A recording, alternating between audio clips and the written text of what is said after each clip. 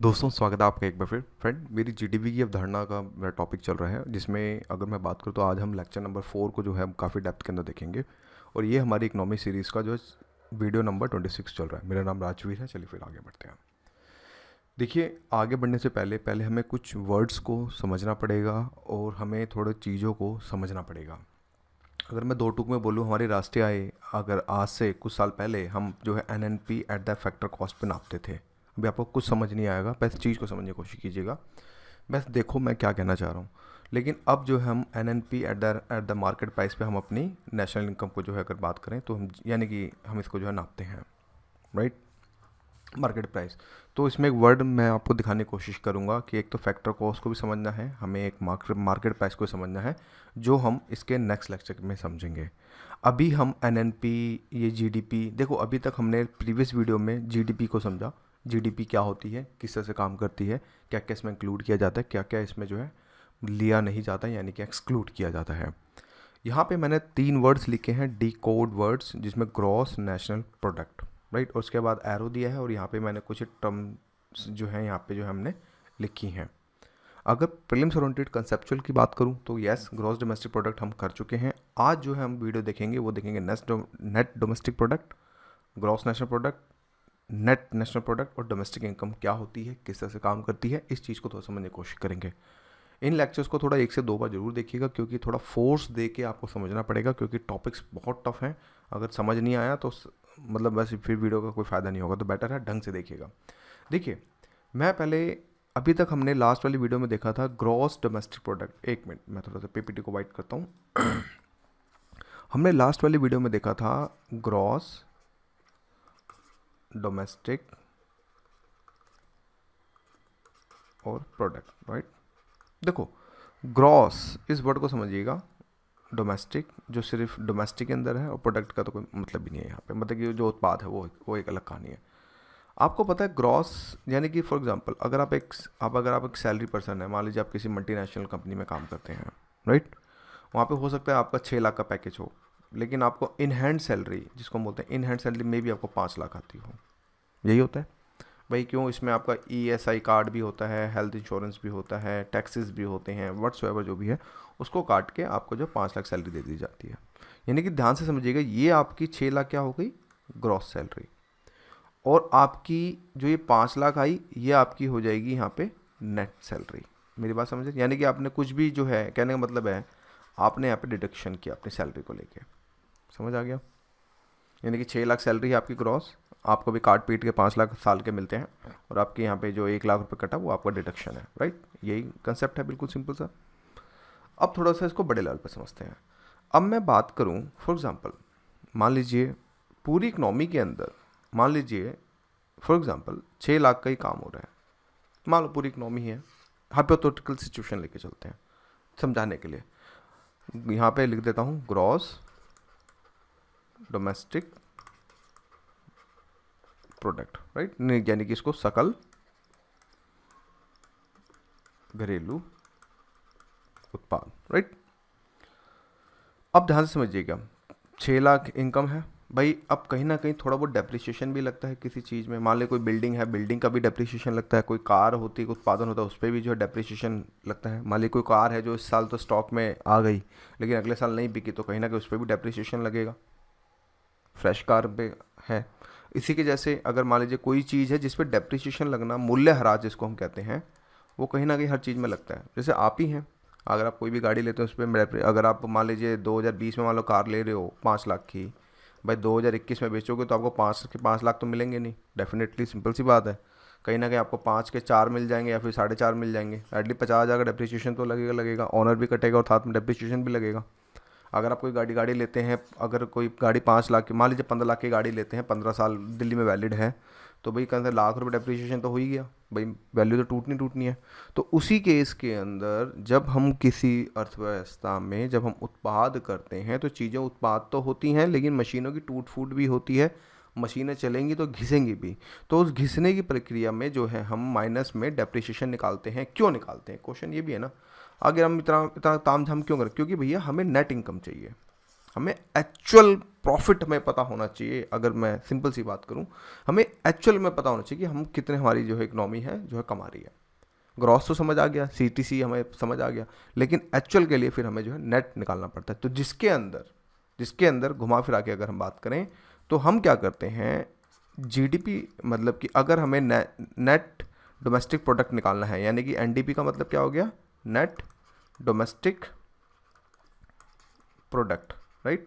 यानी जीडीपी में से फिर हम जीडीपी में से माइनस का डेप्रिसिएशन कर देते हैं, डीपी लिखते हैं वैसे इसको शॉर्ट फॉर्म में, समझ आया। इसलिए हम एनडीपी निकालना होता है, यानी कि जब हमें एनडीपी निकालना हो और बगल में जीडीपी दे रखा हो तो उसमें अगर हम माइनस का डेप्रिसिएशन कर देंगे तो हमारा यहाँ से जो है एनडीपी निकल जाएगा। तो एक अगर हम शॉर्टकट बोलूँ तो ये एक तरह से हमारा फॉर्मूला भी है। या फिर द बेस्ट ऑप्शन ये है, मैं जब मैं 12th में था तो मैं कैसे याद रखता था, जब हमें जी से एन पे पहुंचना है, तो माइनस का डेप्रिसिएशन लगा दो। यानी कि देखो ये दोनों के दोनों वर्ड सेम है, डीपी, राइट। यहाँ पे हमें एन और जी पे मतलब करना है, तो जी से अगर हमें एन पे पहुंचना है तो मैं माइनस डेप्रिसिएशन कर दो। और इसी के जैसे अगर मान लो यहाँ पे जीडीपी लिख रखा है और यहाँ पे नेशनल डोमेस्टिक प्रोडक्ट है और हमें एन से जी पे पहुंचना है तो इसमें प्लस का डेप्रिसिएशन कर दो। सिंपल सी बात है, समझ आया। दोबारा समझें एक बार, क्योंकि ये कंसेप्ट बहुत टफ है, अगर नहीं पल्ले पड़े तो फिर सारी कहानी फिर मेरी जो मैं सीरीज चला रहा हूँ फिर बेकार है। ध्यान से, अगर हम जीडीपी हमने निकाल रखा है और अगर मान लीजिए अगर हमने नेट डोमेस्टिक प्रोडक्ट अगर हमें निकालना है और हमारे पास जीडीपी गिवन है, तो इसमें से अगर हम माइनस डेप्रिसिएशन कर देंगे तो हमारा नेट डोमेस्टिक प्रोडक्ट हमारा जो है यहाँ पे निकल जाएगा। लेकिन अगर हमें जीडीपी निकालना है लेकिन हमें नेट डोमेस्टिक प्रोडक्ट दे रखा है तो इसमें प्लस डेप्रिसिएशन कर देंगे तो हमारा ये निकल जाएगा। यानी कि कंक्लूजन यहाँ पे ये हुआ कि G इक्वल टू एन, अगर हम इसको इधर से लेके आएंगे तो इसमें प्लस हो जाएगा, प्लस डेप्रिसिएशन, और n इक्वल टू जी करेंगे तो इसमें माइनस का डेप्रिसिएशन हो जाएगा। ऐसे सूत्र याद रखो शॉर्टकट तरीके के हिसाब से, समझ आ गया। चलिए, तो इसके कारण हम जो है नेट नेशनल डोमेस्टिक प्रोडक्ट जब हम निकालते हैं, यानी कि हमने लास्ट वीडियो में जीडीपी समझा, अब हम एनडीपी समझ रहे हैं, तो यानी कि हमने इसमें डेप्रिसिएशन को माइनस कर दिया, मतलब जीडीपी में से हमने जो है डेप्रिसिएशन माइनस कर दिया, तो हमारा जो है ये एनडीपी जो है हमारा, यानी कि नेट डोमेस्टिक प्रोडक्ट जो हमारा जो यहाँ पे अगर बात करें तो हमारा जो है निकल के आ गया। कंसेप्ट क्लियर, आई होप बिल्कुल क्लियर हो गया होगा। चलिए फिर आगे बढ़ते हैं। तो यही सारी पूरी कहानी है इसमें कि अगर बात करें तो हम मूल्य ह्रास को जो है यहाँ पे माइनस कर देते हैं। मूल्य ह्रास का मतलब क्या होता है, जिसको अगर मतलब समझना है तो ये देख रखा है, इसको आप पढ़ लीजिएगा। यानी कि 1 वर्ष की अवधि में निवेश खर्च का वह हिस्सा जो कि खराब उपकरण को बदलने के लिए व्यय किया जाता है, जो कि उत्पादन के स्तर को बनाए रखने के लिए आवश्यक है, यह किसी भी तरह से अर्थव्यवस्था की क्षमता में वृद्धि नहीं करता है। यदि इसी डेप्रिसिएशन को जीडीपी से हटा दिया जाए तो शुद्ध घरेलू उत्पाद जो है इसको निकाल दिया। यानी कि एनडीपी को अगर हम बात करें तो शुद्ध घरेलू उत्पाद के नाम से भी जो है जाना जाता है। समझ आ गया, राइट। चलिए अब थोड़ा सा एक बार और थोड़ा डेप्रिसिएशन को देख लेते हैं। यानी कि मूल्य ह्रास किसी वस्तु के मूल्य में आई कमी या उसके मूल्य में आई गिरावट उस मूल्य में ह्रास को दर्शाती है। उदाहरण के लिए, यदि किसी वस्तु का उत्पादन के बाद बाजार मूल्य 1000 रुपये परंतु बिक्री के समय वह 700 रुपये के मूल्य पर बिकती है तो 300 रुपये का यहाँ पे जो है डेप्रिसिएशन लगता है। यानी कि NDP equal to GDP minus D बोल दो या फिर डीईपी बोल दो, बात आपकी जो है यहाँ पे बिल्कुल एक ही है। समझ आ गया। यानी कि अभी तक ओवरऑल अगर हम बात करें, हमने अभी तक जीडीपी को समझा और हमने एनडीपी को समझा। ये अभी तक हमने 2 कंसेप्ट्स को बिल्कुल कंक्रीट तरह से जो हमने बिल्कुल अच्छे से जो है समझ गए हैं। अब थोड़ा हम आगे बढ़ते हैं, राइट। अब समझते हैं थोड़ा सा 1 मिनट, हाँ ये रहा। अब समझते हैं ग्रॉस नेशनल प्रोडक्ट, सकल घरेलू उत्पाद। अभी तक हमने क्या समझा था, ध्यान से समझिएगा। अभी हमने तक जीडीपी समझा, फिर हमने एनडीपी समझा। अब हम समझेंगे जीएनपी। ध्यान से समझिएगा। इनमें देखो, पहले वाले में सिर्फ ये दोनों कांस्टेंट थे, इनको हमने नहीं छेड़ा था। ये बिल्कुल कांस्टेंट थे, हमने सिर्फ इसको ऊपर नीचे किया था। अब हम यहाँ पर यानी कि जीएनपी को समझेंगे। यानी कि ये दोनों चीज़ें जी और पी हमारे कांस्टेंट रहेंगे। अब हम यहाँ पे एन को छेड़ेंगे। यानी कहने का मतलब यहाँ पे हुआ कि अब हम ग्रॉस नेशनल प्रोडक्ट यानी कि ग्रॉस नेशनल प्रोडक्ट को जो है यहाँ पे जो है समझने की कोशिश करेंगे। यानी कि हमने पहले क्या समझा था, gross domestic product, domestic product. तो यानी कि डोमेस्टिक से अब हमें नेशनल के बारे में थोड़ा सा समझना पड़ेगा। तो इसको अब हम नेक्स्ट मतलब स्लाइड में जो है बिल्कुल अच्छे से डिकोड करेंगे। चलिए फिर देखिए दोस्तों, जीएनपी को फुल फॉर्म कहते हैं ग्रॉस नेशनल प्रोडक्ट, यानी कि सकल राष्ट्रीय उत्पाद, यानी कि सकल माने ग्रॉस, नेशनल माने राष्ट्रीय, और यहाँ पे हो गया उत्पाद, राइट। ग्रॉस नेशनल प्रोडक्ट में सबसे बड़ी चीज़ जो होती है, ध्यान से रखिएगा। देखिए अब मैं थोड़ा सा एक बार आपको दोबारा से रिकैप करना पड़ेगा यहाँ पे, इसे प्लीज़ पहले का लेक्चर जरूर देखिएगा, अदरवाइज सर के ऊपर निकल जाएगा। जीडीपी के अंदर ये था कि भाई देसी प्लस विदेशी, देसी प्लस विदेशी लोग शामिल थे, ध्यान समझिएगा। लेकिन अगर हमें जीएनपी निकालना है, यानी कि अगर हमें, यानी कि देखो ये चीज़ें सेम है, ये चीज़ें सेम है, हम सिर्फ इसको चेंज यानी इसके साथ छेड़छाड़ कर रहे हैं।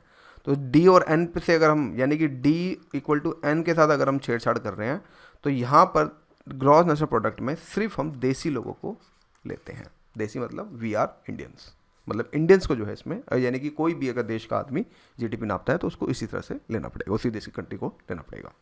तो यानी कि हमें ये पता चल गया, जीडीपी में हम देसी प्लस विदेशी लोगों को लेते हैं, जीएनपी में हम सिर्फ देसी लोगों को लेते हैं। यानी कि इस स्लाइड से आपको ये चीज़ कवर हो जानी चाहिए कि केवल भारतीयों द्वारा देश अथवा विदेश में एक वर्ष में किए गए कुल उत्पादित अंतिम वस्तुओं सेवाओं के मौद्रिक मूल्य का सकल राष्ट्रीय उत्पाद यानी कि जीएनपी कहते हैं, राइट। यानी कि यहाँ पर ओरिजिन हमारा जो है मैटर नहीं करता है, यहाँ पर ओरिजिन मैटर करता था कि भाई देश की सीमाओं के अंदर। यहाँ पे ओरिजिन मैटर नहीं करता, चाहे वो आदमी कहीं भी हो, लेकिन वो आदमी देसी होना चाहिए। देसी इन द सेंस जिसके पास ही must have a Indian passport, समझ आया। यानी कि उसमें फिर हम जो है ग्रॉस नेशनल प्रोडक्ट जो है निकालने की कोशिश करते हैं। तो विदेशों से जो लोग आय करते हैं उसको भी हम धीरे बताएंगे, अभी मैं धीरे धीरे बताऊंगा, पहले इस चीज़ को समझने की कोशिश कीजिए। यानी कि जीडीपी में देसी प्लस विदेशी इंक्लूड करते हैं, जीएनपी में हम देसी लोग इंक्लूड करते हैं, लेकिन देसी में भी भाई कुछ लोग अगर मान लो कनाडा में भी काम करता है, यूएस में, तो उसको भी इंक्लूड करेंगे, लेकिन मस्ट हैव इंडियन पासपोर्ट, उनके पास इंडियन पासपोर्ट होना चाहिए। ये नहीं कि अमेरिकन पासपोर्ट है तो फिर नहीं, वो बंदा फॉरेन हो जाएगा, उसको फिर माइनस करेंगे। तो इनकी इनकम को जो हम प्लस करेंगे, तो कैसे करेंगे वो थोड़ा सा वेट कीजिए, मैं समझाता हूँ स्टेप बाय स्टेप। यहाँ पर ध्यान दें कि जीडीपी का आकलन करते समय राष्ट्र की सीमाओं के अंतर्गत उत्पादित समय वस्तुओं को जोड़ लिया जाता था, परंतु इन वस्तुओं में से कुछ का उत्पादन विदेशियों द्वारा भी किया गया होगा जो कि उसमें निवास कर रहे हैं।